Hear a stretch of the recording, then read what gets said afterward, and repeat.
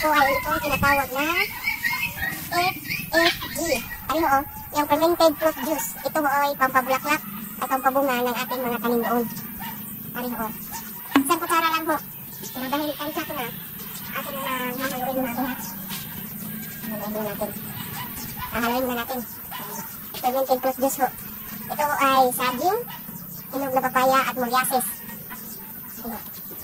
Sasalain naman natin para sigurado.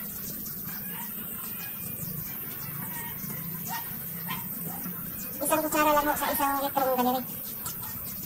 Pero nang tansyado ko na, wala na kutsara-kutsara ko. Kaya ako sinasala kasi meron pa hindi pa masyadong na ano na mga balat ng papaya at saging. Ayan ho. Mabalik ko na. Ang nabalik yan.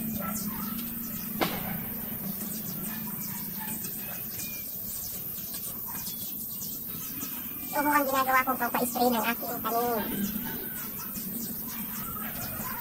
Yan, kutsara na siguro yun. Sinasala ko ay lalagyan natin ng tubig. Hindi galing sa gripo.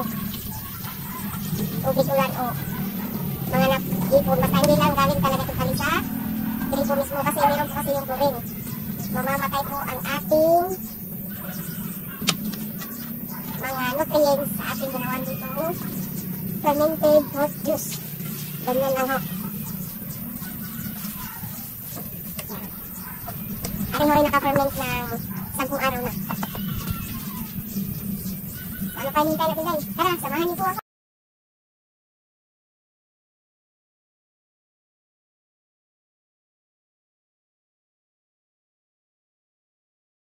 Ayan mga dayo. Nag-i-spray po ako ng fermented fruit juice o FFG. Tignan niyo, pambulaklak. Tignan niyo, hindi pa gaano ko kalago yung ampalaya ko pero nag-uumpisa na po siya mamunga. Ayan po. Ayan po, kung nakikita nyo. Ayan ho, nagbubunga na ho siya. Sa isang linggo, nag-i-spray pa ko ng isang beses o dalawa. Umaga or hapon ko ho ginagawa. Minsan ho, ginagawa ko ng hapon para mas makapag-relax mo sila. Yan ho, yan ho, namumulaklak na ho. Hindi pa ho gaano kalago yan. Pero meron na ho siyang bunga. Yan. Dahil ho yan sa ini-spray ko po na fermented fruit juice. Yan ho. Hindi pa ho gaano kalago pero nagbubulaklak na ho siya. Nag-uumpisa na po siyang mamunga. Diba ho? Yan ho. Yan ho, nag-uumpisa na ho siyang mamunga. Yan, ayun, namumulaklak na ho.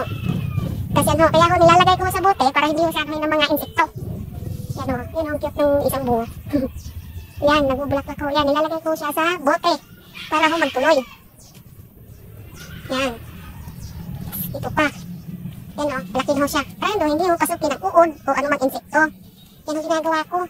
Ari ho ay aking pambabalutan. Gagawan ko pa ho yan. So, yun lang ho. Yan lang ho.